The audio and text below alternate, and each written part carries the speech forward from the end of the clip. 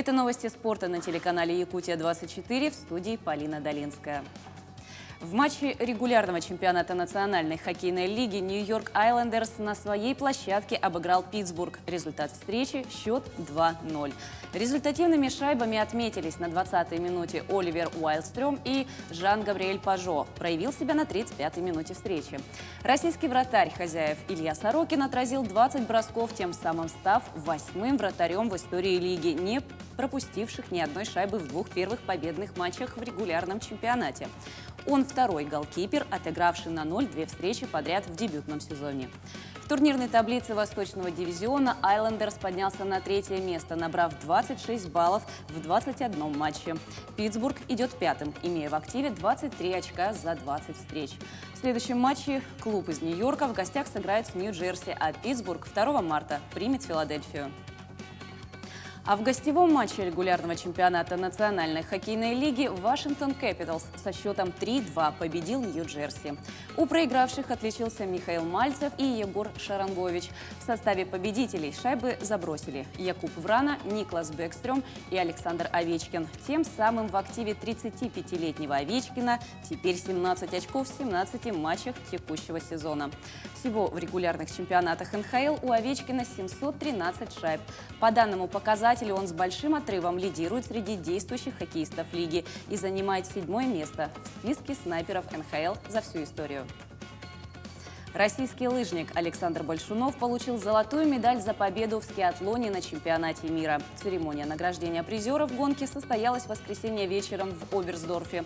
Медали в скиатлоне на чемпионат мира были разыграны днем ранее. Второе и третье места заняли норвежцы Симен Крюгер и Ханс Холлун. Большунов впервые в карьере стал чемпионом мира. На предыдущем мировом первенстве он завоевал 4 серебряные награды. В активе российского лыжника также 3 серебряные и 1 бронзовая награды Олимпийских игр 2018 года в Пхенчхане. Он дважды побеждал в общем зачете Кубка мира и в многодневной гонке Тур-де-Ски. Во время церемонии награждения в честь Большунова звучал гимн Международной федерации лыжного спорта.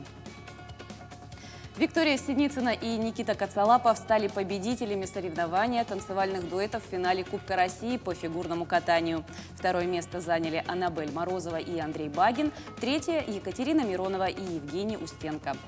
Кубок России является заключительным этапом отбора в российскую команду на чемпионат мира. Полный состав участников будет объявлен 1 марта.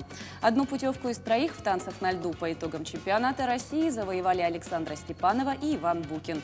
Мировое первенство пройдет в Стокгольме с 22 по 28 марта. Переходим к региональным новостям. В минувшие выходные, показав слаженную игру, сборная Алекминского района одержала победы над всеми соперниками и стала чемпионом республики по волейболу среди мужских команд первой лиги.